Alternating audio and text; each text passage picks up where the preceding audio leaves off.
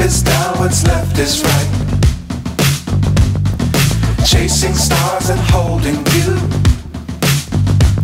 I can't see the end, but we'll see it through.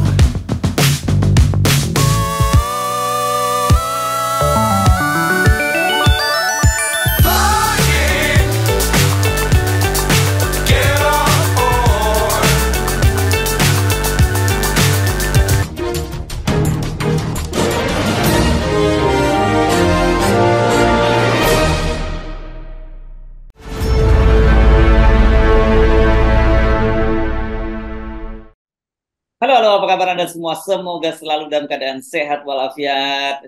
Saya ajak lagi Anda ngobrol bersama dengan Bung Rocky Gerung ini. Kalau kemarin di jalan, ini kelihatannya sekarang Bung Rocky sudah di Medan nih malahan ya. Ya Bung Rocky, Anda di Medan sekarang malahan ya. Ya, tadi malam sampai jam 1 malam saya masih ada di ketinggian 1.500 1.600 di Brastagi. Karena di situ ada overland, ada perkemahan mahasiswa pemuda se-Sumatera Utara, dan dihadiri kira-kira 600 orang tuh, dan mereka berkemah di situ. Lalu mereka minta saya kasih pendidikan lingkungan, dan pasti juga terkait dengan soal-soal politik. Jadi anak-anak muda di Medan, di Sumatera Utara itu bertumpu pada satu prinsip bahwa tidak boleh mereka dihalangi untuk mengerti isu-isu mutakhir dunia. Terutama saya kasih kuliah di tengah malam itu soal environmental ethics, soal lingkungan, dan soal keamanan global. Karena kita tahu bahwa potensi perang di Asia Pasifik, ketegangan di pojok-pojok Asia Tenggara itu memungkinkan ada intervensi asing. Jadi mereka haus akan pengetahuan. Karena itu saya datang ke situ, dan seperti biasa mereka anggap nggak ada apa-apa soal bajingan tolol itu, yaitu diksi biasa aja tuh Bang Rocky itu. Kami nggak ada soal dengan itu. Dan apalagi anak Medan, dia biasa mengajak hukum kau katanya begitu. Kalau orang Medan biasa. Kira-kira begitu. Ini apa sih, biasa aja tuh. Dan itu saya terima kasih pada teman-teman di Medan terutama, karena dari airport saya disambut seperti biasa. Kalau saya turun di airport ya, dari porter, satpam menganggap bahwa nggak ada, sepertinya mereka nggak peduli bahwa saya udah dilaporkan oleh berbagai elemen di Jakarta. Jadi sekali lagi saya lihat bahwa memang ada kehausan masyarakat sipil untuk mendengarkan uraian yang jujur dari para pengamat politik. Saya termasuk di dalam kategori yang mereka anggap jujur, walaupun kalimatnya nyelekit, tetapi ada kejujuran di situ. Itu lebih penting sebetulnya. Jadi lebih baik kita lihat isi dari pembicaraan ketimbang bongkar-bongkar narasi yang oleh sebagian dianggap menghina, sebagian justru dianggap sebagai itu penting untuk didengarkan pemerintah. Jadi sekali lagi, poin semacam ini yang harusnya kita upayakan supaya masyarakat sipil punya alternatif di dalam mengunyah data maupun sensasi yang disodorkan oleh pemerintah. Ya, dan kemarin kan kalau sebelumnya kita melihat ada aksi dari HMI Jakarta yang membakar bendera PDIP karena protes pelaporan Anda, dan kemudian tapi Hasso kan juga kemudian menyatakan sudah meminta maaf gitu ya. Jadi artinya Anda dia memaafkan gitu. Artinya sebenarnya selesai harusnya urusan dengan PDIP. Dan saya juga baca ini beberapa hari yang lalu PMI Jawa Timur juga menyatakan itu lebay lah kalau ada yang melapor-laporkan Anda dan kasus semacam itu, karena ini menarik karena jadi banyak sekali organisasi kemasyarakatan, organisasi pemuda, kemahasiswaan yang mendukung Anda. Saya juga dapat dukungan dari teman-teman di KNPI juga begitu. Iya, saya ngerti. PMI kan juga didesain untuk menerima perdebatan yang bahkan sangat tajam dan berbeda. Saya masih ingat, saya tahun-tahun 90-an itu saya masih ngajar di PMII di Jalan Taman Amir Hamzah itu. Mungkin ketika itu ketuanya Caimin itu diminta mengajarkan filsafat kritis. Jadi saya ngerti bahwa PMI itu adalah kumpulan warga negara dalam status pemuda yang menginginkan diskursus akademis itu. Jadi bagi PMI juga saya terima kasih, khususnya PMI di Jawa Timur, yang berupaya untuk menerangkan pada publik Jawa Timur bahwa nggak ada yang berbahaya dari pikiran saya. Karena itu sebetulnya menanggapi mereka yang bakar-bakar bendera atau bakar-bakar wajah saya atau poster di depan gubernur yang meminta Kofifa supaya melarang saya masuk Jawa Timur. Kan itu juga konyol kan. Bagaimana mungkin kalau saya dilarang masuk Jawa Timur boleh aja, tapi saya bisa pakai Zoom untuk mengucapkan pikiran ke teman-teman di Jawa Timur. Jadi saya ingin bersahabat dengan semua anak muda terutama yang haus akan pikiran tuh. Saya mendorong juga dosen-dosen di universitas-universitas ternama untuk lakukan hal yang sama. Karena kita ingin bekali generasi ini supaya apa yang dimaksud Pak Jokowi generasi emas 2045 itu betul-betul terjadi tuh. Kalau sekarang orang berpikir bagaimana ada generasi emas kalau ada kemiskinan di NTT, ada kemiskinan di Papua, ada kemiskinan di sudut-sudut kota besar bahkan tuh, sehingga nutrisinya kurang. Karena nutrisi kurang, kesehatan memburuk. Kesehatan memburuk itu artinya liability untuk bertarung di 2045 tuh. Jadi bonus demografi mesti dimulai dengan upaya untuk membuka perspektif supaya betul-betul teman-teman muda ini dalam dua pemilu ke depan dibekali dengan konsep. Nah, itu pentingnya persiapan untuk menjadi pemimpin. Jadi jangan mengselangi siapapun masuk kampus karena kampus dimungkinkan hanya di kampus dimungkinkan pertengkaran argumentatif, bukan di panggung dangdut. Yes, oke. Saya membaca data ya bahwa berdasarkan data KPU itu pemilih muda itu sekarang ini total 52% ini generasi milenial dan generasi Gen Z ini ya yang masuk Gen Z ya.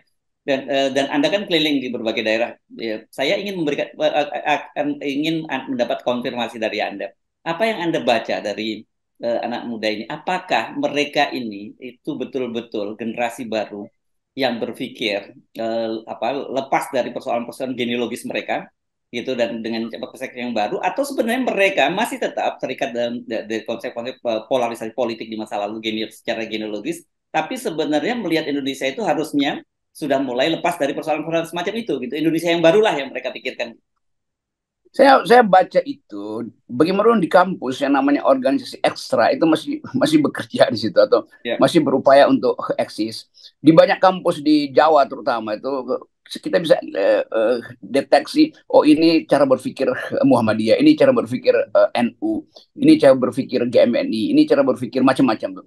Tetapi begitu saya mulai bicara hal-hal yang akademis itu hilang semua tuh.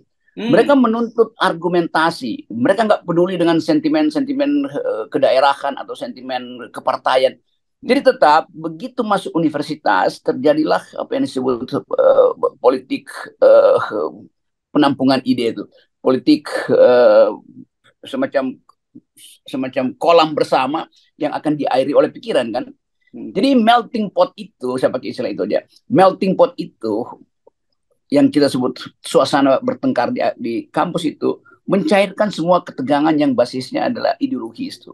Anak PMI bisa bicara lantang tentang Bung Karno, anak GMNI bisa bicara lantang tentang politik dunia misalnya. Yang kita tahu bahwa ini kan hasil dari pendidikan senior-senior mereka yang seolah-olah mengatakan sekali PDIP, sekali kalau GMNI harusnya PDIP itu, kalau PMI harusnya NU. Itu memang ada di luar kampus, tapi begitu masuk kampus pasti akan minder orang kalau mereka masih membawa bendera partai atau bendera afiliasinya tuh. Jadi mahasiswa ini tetap berpolitik melalui organisasi ormas-ormas ekstra ini, demikian juga Cipayung Plus, tetapi begitu masuk di dalam diskusi akademis mereka tinggalkan itu. Jadi saya percaya bahwa generasi ke depan itu pasti akan menunda pemilihan, akan menunda suara mereka menjadi swing voters kalau nggak ada kejelasan dalam isu-isu dunia, isu-isu yang strategis soal ekonomi hijau, soal keamanan global, macam-macam tuh. Nah ini menunjukkan ada generasi yang bertumbuh yang nggak mungkin diprovokasi hanya untuk mempersekusi saya tuh. Bagi mereka itu kerjaan sewaan lah. Jadi tetap kita lihat bahwa ada critical mass, ada masa kritis yang justru tumbuh melalui percakapan-percakapan yang saya hadiri terus. Jadi bayangkan misalnya kalau satu bulan saya terima 20 undangan, itu artinya satu hari saya bisa terima 20 undangan. Itu artinya satu bulan ada 300 undangan. Dan mereka menunggu itu tuh. Jadi saya minta maaf pada teman-teman mahasiswa yang terhalang dengan kegiatan sekelompok orang yang menginginkan saya tidak tiba di universitas-universitas yang ada di seluruh Indonesia. Saya akan lakukan lagi perjalanan akademis ini. Kendati saya dituduh bukan akademisi. Kan banyak orang yang bilang itu bukan akademisi si Rocky. Oh iya, kenapa saya diundang? Itu masalahnya. Jadi biarkan mereka mutung di situ, tapi saya akan tetap berfungsi sebagai critical influencer untuk membuka perspektif baru. Ya. Itu kan 20 itu undangan yang masuk kepada Anda ya. Belum lagi yang masuk kepada saya, belum lagi masuk kepada admin di Rocky Gerung Official. Itu banyak sekali sih memang ya. Saya kira penting Anda minta maaf itu. Ya, itu karena Anda banyak yang datangi. kecewa, banyak yang menganggap bahwa mampir sebentar lah bang, kan ada di iya, tapi mampir sebentar, ini cuma 1 jam kita ketemu, iya tapi 1 jam itu artinya saya menunda pesawat, jadi saya bisa tertunda 1 hari itu. Jadi mohon maaf nanti kita cicil, kalau memang bertetangga universitas gabung aja, jadi saya bisa kasih kuliah umum 1 kali di 3-4 universitas di satu kota tuh. Tapi sering ada juga yang mau eksklusif kan. Iya, ya, saya tahu itu. Tapi sekali lagi waktu saya terbatas, tapi pikiran saya tidak terbatas. Ada, mungkin Dan nanti tidak boleh dibatasi. ya, mungkin semua bisa dilayani nanti kalau Anda sudah bisa ikut menunda pesawat ya. Nah, saya mesti beli pesawat pribadi dulu. Oke. Tapi mari gini. Mari kita bicarakan soal tadi ya, perubahan-perubahan ini ini bukan karena ini ya. Ini penting untuk dipahami juga oleh para politisi, dipahami oleh para calon presiden gitu ya, tentang sedang berubahnya peta dukungan ini ya, cara berpikir itu ya, cara berpikir mahasiswa itu ya, cara berpikir anak muda tadi yang kita sebut KPU saya kira sudah jelas datanya tadi 52%. Artinya itu kalau berhasil memilih bisa mempengaruhi hati anak-anak muda itu, siapapun itu calon presidennya, dia yang akan menang pada pemilu 2024 nanti ya, pada Pilpres 2024 nanti. Nah, ini kan banyak sekali yang kemarin-kemarin itu saya kira mudah-mudahan ini sudah mereda, yang mempersekusi Anda kan diidentifikasi. Ini kita nggak menuduh ya, tapi itu teman-teman PDIP. Salah satunya adalah yang di Jogja, yaitu kan itu anggota DPR RI dari PDIP begitu ya. Dan Anda masuk di wilayah-wilayah Jawa Timur seperti Jombang, Surabaya, Malang, dan beberapa tempat lagi di Jawa Timur. Anda masuk juga di Jawa Tengah, Solo, Klaten, Jogja, dan sebagainya. Dan mahasiswa itu saya lihat ribuan yang datang begitu ya. Nah, saya kira kan yang begini-begini ini harusnya mengubah juga cara politisi dalam cara memandang voters behavior-nya gitu. Ya, ini penting memahami voter, ya tadi itu perilaku pemilih itu. Walaupun kita tahu datanya, ya mungkin masih ada 80 juta penduduk kita yang pendidikannya kurang atau kurang lulus SMP itu hanya sekolah 7 tahun. Mereka juga ada voters itu yang bisa dimanipulasi dengan uang, bisa dimanipulasi dengan isu palsu. Jadi memang demokrasi kita masih memerlukan fondasi pengetahuan tuh. Itu pentingnya anggaran-anggaran pendidikan ini secara serius dimaksudkan untuk meningkatkan kecerdasan publik supaya mereka bisa menjadi pemilih cerdas. Kan kalau pemilih cerdas itu artinya kapasitas dia untuk menimbang argumen kan mesti ada tuh. Ya. Dan itu membutuhkan satu polisi negara tentang pendidikan, bukan sekedar bebas merdeka atau merdeka belajar segala macam, tetapi kurikulumnya tidak menyentuh kapasitas kritis dari manusia kan. Nah, itu yang saya tangkap, dan kelihatannya mahasiswa itu mulai sinis pada partai-partai yang takut berbicara atau sekedar menghalangi orang berbicara kan. Jadi saya menganggap bahwa sebetulnya yang ditarget adalah saya, bukan ide saya kan. Kalau ide yang seperti saya diucapkan oleh orang lain itu pasti aman-aman aja. Ya. Tetapi karena dari awal dari sejak pemerintahan pertama Pak Jokowi saya kritis, maka saya ditarget terus terutama oleh siapa ya, pasti PDIP itu, karena selalu saya berupaya untuk memberi kritik. Karena PDIP yang mengklaim bahwa dia partai yang berkuasa, maka kritiknya tetap tiba pada PDIP juga. Bukan saya memusuhi PDIP, saya bahkan menginginkan Puan Maharani jadi calon presiden kok. Jadi bagian-bagian itu sebetulnya yang harus kita pisahkan. Jadi sinisme PDIP atau upaya PDIP untuk menghalangi pembicaraan saya itu justru dibaca oleh mahasiswa sebagai counter produktif. Jadi bayangkan ada kayak di Jogja kemarin 2.500 mahasiswa nunggu saya bicara. Pasti di dalamnya ada juga unsur-unsur yang setuju dengan Soekarnoisme. Sementara PDIP menghalangi saya kan, itu konyolnya tuh. Jadi saya sayang pada partai PDIP karena di dalamnya ada semangat untuk menghasilkan kembali marhaenisme. Kan cuma PDIP yang berupaya menghasilkan marhaenisme. Nah, di banyak kuliah saya justru menyitir apa yang dimaksud oleh Presiden Jokowi sebagai marhaenisme, yang saya sebut mereka yang tersisih, yang saya sebut marhaen sekarang itu adalah lingkungan yang dirusak. Marhaen sekarang adalah perempuan yang tidak punya hak untuk menikmati kesehatan reproduksi. Itu kan tangan marhaen. Mereka yang saya bela justru di dalam pikiran saya. Saya nggak bela kapitalis, saya nggak bela borjuis. Saya membela pikiran pikiran Soekarno yang kalau sekarang diterjemahkan itu artinya marhaen itu adalah lingkungan yang menderita karena dieksploitasi oleh ekstraktif industri. Marhaen adalah perempuan yang kesakitan di puskesmas karena antibiotik tidak tiba di situ. karena Pak Jokowi bikin jalan tol tanpa bikin jalan-jalan penghubung di desa-desa kan. Jadi saya mengucapkan apa yang dipikirkan oleh Bung Karno, lalu saya dilarang oleh PDIP. Kan ini konyol namanya tuh. Ya, ya. Bung Rocky, tapi saya jadi tergoda untuk berpikir kan kalau Anda lihat dukungan Anda terhadap kalangan anak muda cukup besar itu, kenapa Anda nggak nyalek atau bahkan nyapres sekalian ya, Bung Rocky ya? Tadi saya baca tadi ucapan siapa Caimin kali yang bilang tuh. Ya. Untuk nyalek itu perlu 40 miliar satu orang. Ya. Jadi bayangin misalnya itu hanya untuk mengucapkan pikiran orang mesti dipaksa menyediakan uang dan pasti itu adalah berutang dan utang itu akan dibayar nanti kalau dia jadi calon. Jadi calon DPR apalagi kalau dia gagal bisa sakit jiwa dia. Tapi saya kalau nyalek pasti nggak gagal jadi nggak bakal sakit jiwa. Tetapi yang saya maksud adalah begitu besar biaya pemilu gitu kan. Jadi kita nggak boleh mengandaikan bahwa pemilu ini akan dituntun oleh ide. 40 miliar itu artinya biaya untuk nyogok pemilu konstituen kan. Jadi ini diucapkan resmi oleh partai yang bahkan menghitung yang 40 miliar itu ya belum tentu juga jadi itu. Jadi sebetulnya upaya untuk nyalek itu sebetulnya dibiasakan supaya nggak pakai uang tuh. Jadi force of the better argument. Nah kalau itu ada, saya mau nyalek di semua partai itu. Oh gitu ya. Partai apapun yang bisa seperti itu ya. Iya. Oke. Tapi tetap kita saya ingin membackup para pemilih muda ini supaya saya dorong mereka untuk nyalek satu waktu dalam kapasitas dia sebagai pemikir bukan sebagai pendana. Saya kira penting ya kita dorong ada kaukus anak-anak muda gitu di semua partai politik yang berpikir berbeda dibandingkan para senior-seniornya saat ini gitu ya. Nah ini ide brilian tuh, ada kaukus betul. Jadi lintas partai mestinya ada anak-anak muda yang mengolah dua isu tadi, lingkungan dan keadilan ekologi itu. Dan yang kedua adalah keamanan global dan posisi Indonesia.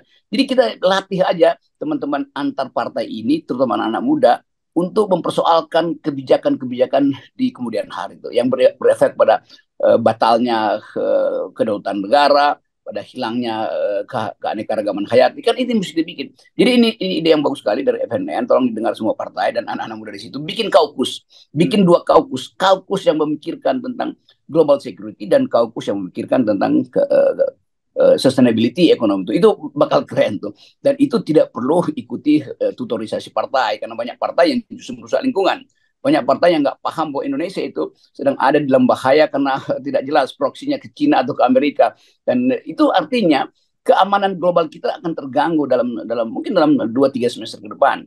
Demikian juga keamanan ekologis kita. Jadi ini penting, buatlah anak-anak muda itu, buatkanlah pada mereka kaukus. Dan jangan intervensi oleh kebijakan partai.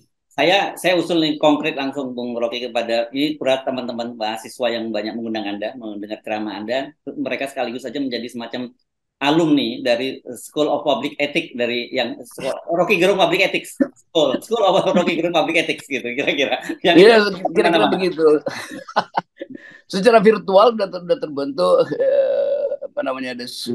seperti FNN School of Public Ethics itu karena tiap kali mereka tanya kapan lagi bicara tentang etika di FNN. Saya bilang tiap hari kita akan bicara tentang itu. Jadi salam buat mereka yang peduli dengan program-program di FNN dan saya selalu terangkan FNN tidak berpolitik. Satu-satunya politik FNN adalah mengkritik sesuatu yang buruk kan itu namanya politik etik itu. Yes, oke. Baik. Terima kasih Bung Rocky. Tetap 0% ya, Bung Rocky. Ya, ini juga proposal etik kita 0%. Yes, oke.